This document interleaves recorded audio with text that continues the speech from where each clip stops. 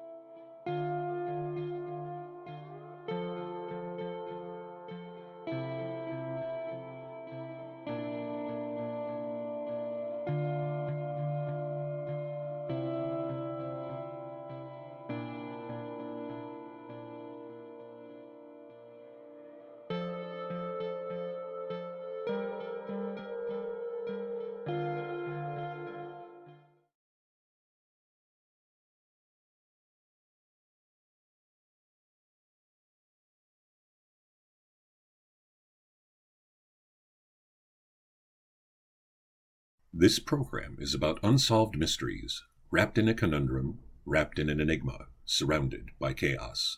Whenever possible, the actual family members and officials have participated in the telling of these events. What you are about to see is not a news broadcast. Good evening, and welcome to Unsolved Mysteries, wrapped in conundrums, wrapped in enigmas, surrounded by chaos. I'm Robert Pyle.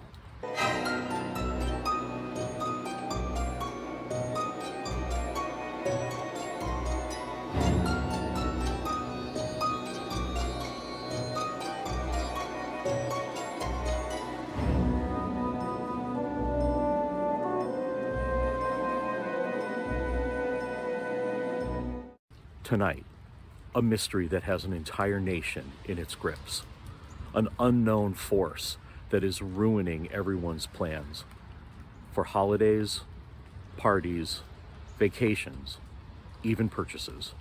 Little has been known about what exactly is going on, but on this episode, we'll shed some light on the fear that has become too familiar to us all. I'm Florida. I'm Jared. Jared and Florida are a 20-something couple. This trip to Ireland, and he had no idea. Neither has ever had the opportunity to travel abroad. Yeah, we got a passport. I had to lie. I made up this whole lie and fiasco about how we had to get our passports right then because I wanted to go to Canada in the summer. Jared got the surprise of his life, and then they were able to begin really planning. And got him a hat, because he loves beanies, that had the flag of Ireland on it, and I had him open that first. So he was like, oh, an Ireland hat. And then I was like, now you open this, and he opened it, and that was the itinerary to the Ireland trip. And I've always dreamed of going to Ireland.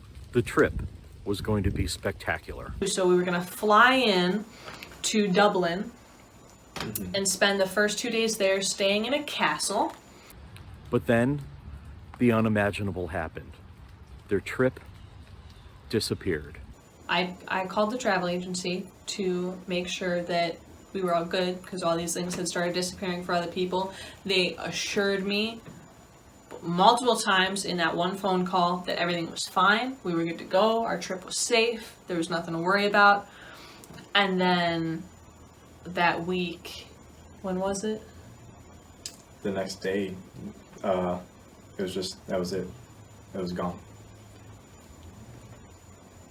At the last moment, just days before their departure, they were devastated by the loss. I actually remember where I was. I was at the shop, I was working, and a client came in and was like, oh yeah, I just heard they all traveled to Europe, gone. I was like, what?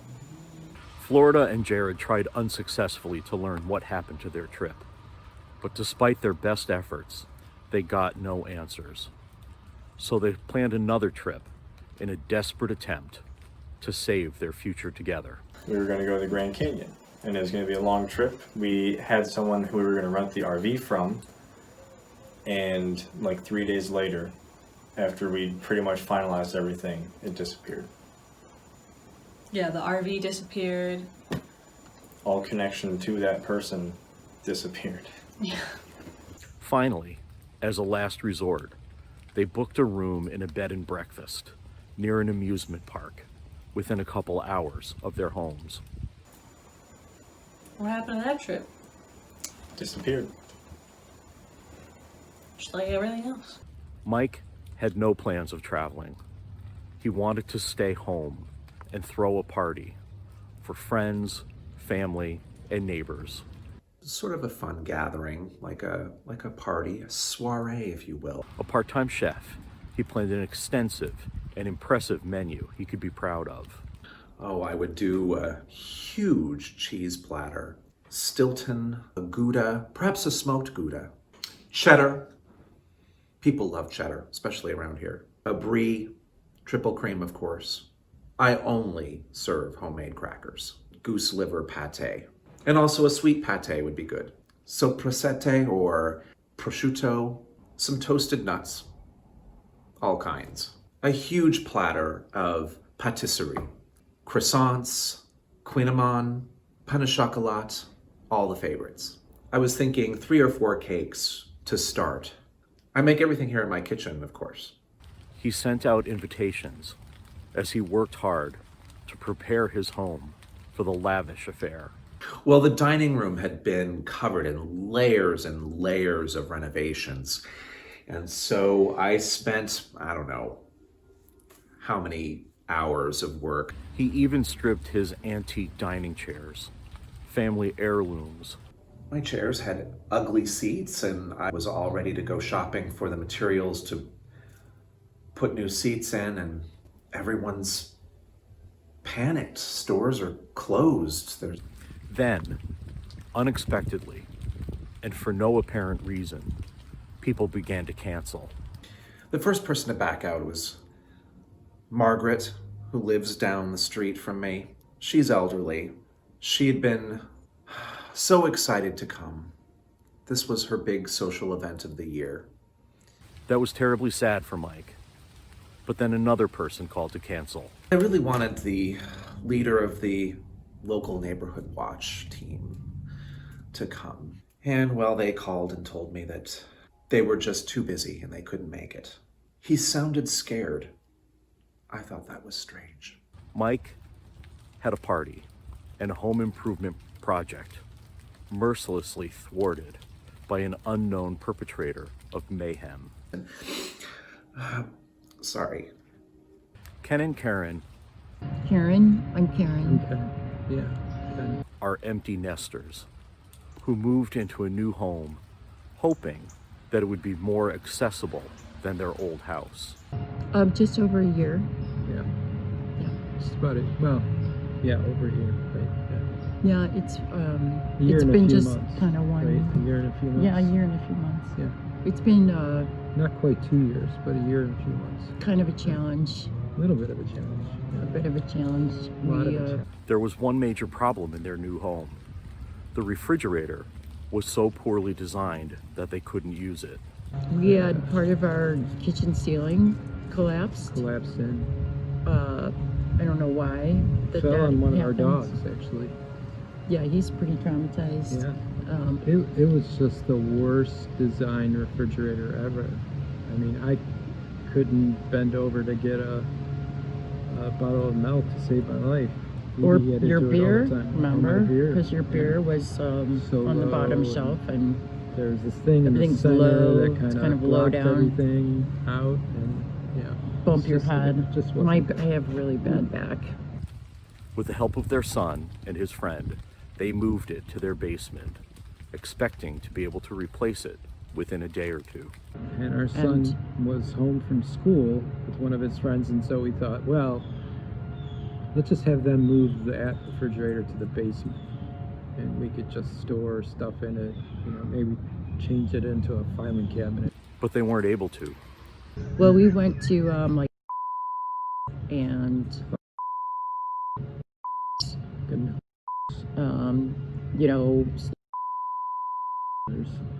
that was the place. We even tried. Every one of them was closed. Her loving husband, Ken, is forced to help her up and down the stairs multiple times each day. So we have to go all the way down the steps, using a cane now. every day. Every like 3 day. or 4 times a day. Got some medications, and just trying to,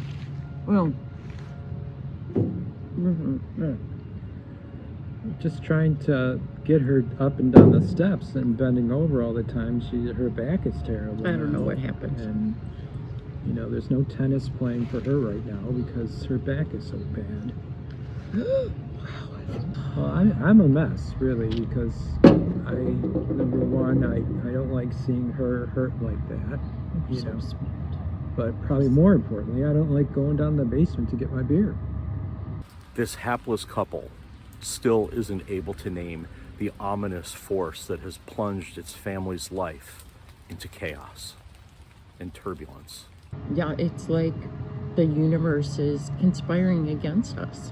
This frightening being, this rude, obnoxious, nasty, angry witch, is being called Rona for short. And authorities are not sure what exactly it is. Damien Epidemijola is a public health expert and the director of the American Businessmen Stopping Health Crises.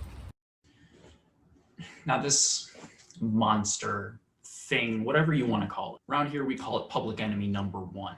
Now, we don't know exactly who it is or what it is for that matter, but we know that it's dangerous and it's ugly and it must be stopped, frankly. It appears to be some kind of witch, one of those scary women. And she's flying around on her broomstick, sowing disease. I don't know how else you're going to explain that it's spreading faster than a climate fire in Colorado. Wildfire, climate's fine. Or it's supposed to be like that or something. The point is, these other countries, we know that this thing has spread to these other countries. We have evidence of that. Whole lot of evidence. Really convincing evidence. But they won't talk to us. They're jealous. They're jealous of us. They're jealous of how great we are. And so they will not talk to us. They are shutting down the borders and they are cutting off the lines of communication that could get us the information we need to save us all. Because we're great. So much greatness. We have this exclusive footage.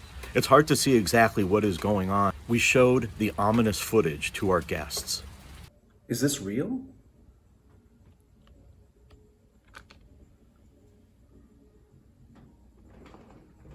Oh my God. Oh my What the hell is that?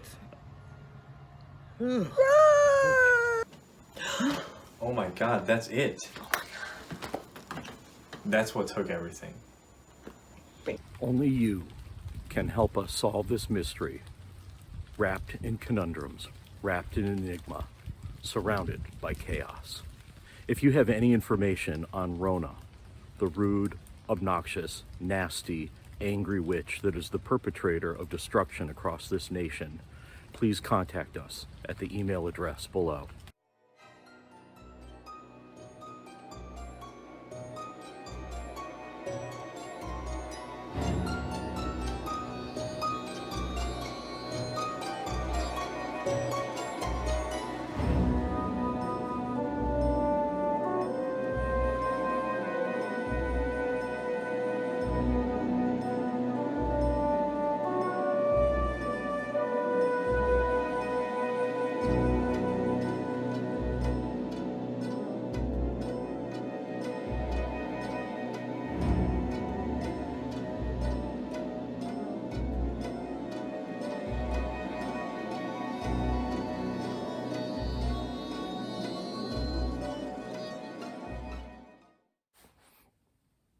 In Christian churches today, November 1st, is All Saints' Day, the day when all the saints of the Christian tradition are celebrated and honored for the sacrifices they made in the name of their faith. In Middle English, it was originally called All Hallowmas. Middle English was the language spoken in England roughly from the time of the Norman invasion of 1066 until the late 15th century. During that time, the Christian church in England, really the Roman Catholic Church, started recognizing All Saints' Eve, then called All Hallows' Eve, to coincide with the ancient Celtic holiday of Samhain, when they built bonfires and wore scary masks to ward off ghosts and evil spirits. Samhain falls at the halfway point between the autumnal equinox, when the light and dark are perfectly balanced, and the winter solstice, which is the longest night of the year. Samhain also marks the beginning of what is called the darker half of the year. Most of the crops have been harvested, but a few are still flourishing. Days can be warm or cold. The ground could be freezing, or the trees could still be bearing all of their leaves. It could be snowing, or it could be warm enough to wear shorts. It's totally unpredictable. Samhain is one of those in-between times when it's hard to find the balance. And being out of balance, not knowing where to find your footing, can be scary. Anything can happen. And so mysteries feel more mysterious this time of year. That's why ghosts and other scary things were thought to go bump in the night more during this time of year. So it makes sense that to balance the ghosts, there would be a celebration of saints. But what is a saint exactly? Well, legalistically, a saint is a person who in life exhibits great holiness. They're thought to have performed miracles, and after death, in order to officially classify them as a saint, at least 3 of those miracles have to be proven. It's not an easy process to name someone a saint so that they can be celebrated on All Saints' Day. But then again, what exactly is a miracle? By definition, a miracle is a surprising and welcome event that cannot be explained by science. Those who have faith in a creator God would say that a miracle can only be explained by the presence of God. And therefore, miracles prove the existence of God. But the word miracle comes from the Latin words mirari, to wonder, and miraculous, an object of wonder. So basically, a miracle can describe anything that is so astonishing that it sparks curiosity and joy. Maybe the hows can be explained by science, but miracles, as far as I'm concerned, spark a question that science can't really answer. Why? And here's what I mean. Science may be able to explain how leaves of different species of trees turn different colors in the fall. But science can't explain why the aspen turns yellow and the maple turns red. Why red? And why yellow? I don't really care. All I know is it makes me so happy to see huge stands of yellow aspens and red maples. They make me feel like the march toward winter is worth it. They make fall my favorite season. The thing is that miracles happen every day. The changing of the leaves is a miracle. Birth and death are miracles. Perseverance through adversity is a miracle. Hope, growing out of despair, is a miracle. Opponents banding together in a time of need is a miracle, because they all inspire wonder. So when you think about it, every single person who has ever lived has been part of at least one miracle in their lifetime. Every single person. That's why All Souls Day, which is tomorrow, is so important. It celebrates the fact that every single person in one way or another has done something to spark wonder and awe in other people. Every single person has been an inspiration to somebody. We may not all meet the definition of a religious miracle with a capital M, but we all meet the definition of a miracle with a small m. We're all miraculous, objects of wonder. I know if you're like me, it's probably hard to imagine that you spark wonder in anyone. I mean, I'm just a regular person after all. I've never done anything that hasn't been done a million times before. I've never done anything that a million other living humans wouldn't also do in the same situation. But it's a lot easier to think of the people we loved, the people who died before us, as sparking wonder in others, because they spark wonder in us. Like my grandparents. All four of them came from huge families. One grandfather was the 22nd of 24 children and felt like he grew up in some low-rent boarding school. One grandmother was the oldest of 18, basically a mini mom to 4 babies when she was only 5 years old. All of my grandparents survived wars, economic hardship, the deaths of children, devastating diseases, even violence and prejudice perpetrated against them. And yet they survived. Not only that, they thrived. They all lived well into their 80s and 90s, finding joy everywhere they could. That feels miraculous to me, and they feel worthy of remembering on All Souls Day. One last nerdy etymology thing I'd like you to indulge me in. The word soul also comes from Middle English. It was spelled a bunch of different ways, but it was always pronounced soul. And it meant immortal principle in humanity.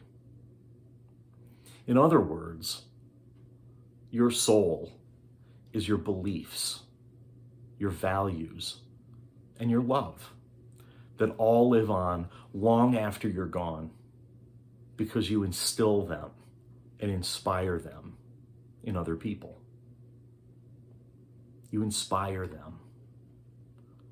And so we all have souls, and all souls have value, in part because of that immortality that lives on through others. Did you know that the most common name for Unitarian Universalist congregations, other than ones that refer to their locations, is All Souls? That's why it's funny to me that so many UUs bristle at the word soul. as if it requires belief in the mysteries of Christian faith. I think embracing the word soul only requires belief in the wonder of life, the resilience and awesomeness of everyone alive and everyone who has come before us. So today, in these unprecedented times, when there is so much to be fearful of, so much uncertainty and so little balance, instead of finding answers in outrageous theories and stories that provide easy but cheap and ultimately harmful answers, let's look to the miraculous, the objects of wonder, our predecessors and ancestors, the souls who survived so much in their lifetimes. Maybe they can help us enjoy what we have right here, right now, even if it feels scary, especially if it feels scary.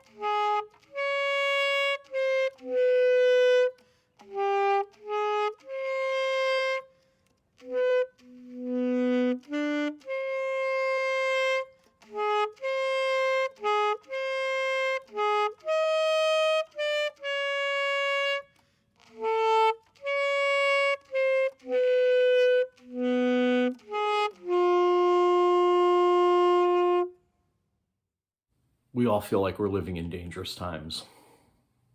And we are. There's no doubt about that. But some people are in more danger, real and imminent danger, from a troubled soul doing them physical and emotional harm. Their situations are so dangerous, they need to leave in order to save the lives of themselves and the lives of their children. That's where Woman Safe of Geauga County comes in. They exist for the sole purpose of providing emergency shelter and support services to survivors of domestic violence throughout Northeast Ohio. Their mission is attuned to our beliefs that everyone deserves to live in safety and that we are responsible to make sure that happens. That's why this month, any contributions that you send into our office that are not specified to fulfill pledges will be split with Woman Safe. Please, give as generously as you can to help make sure this important service continues to be provided, no matter what happens.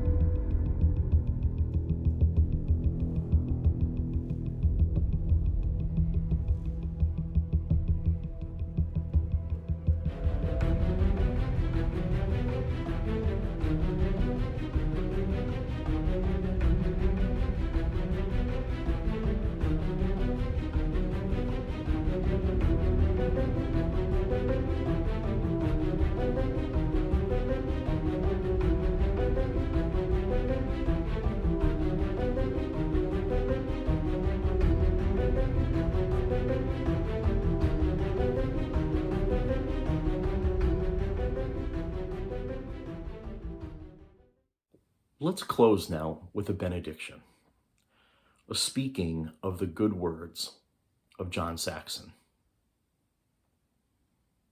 May we live with greater compassion and care for ourselves, others, and creation. May we touch each other more deeply, hear each other more clearly, and see each other's joys and sorrows as our own.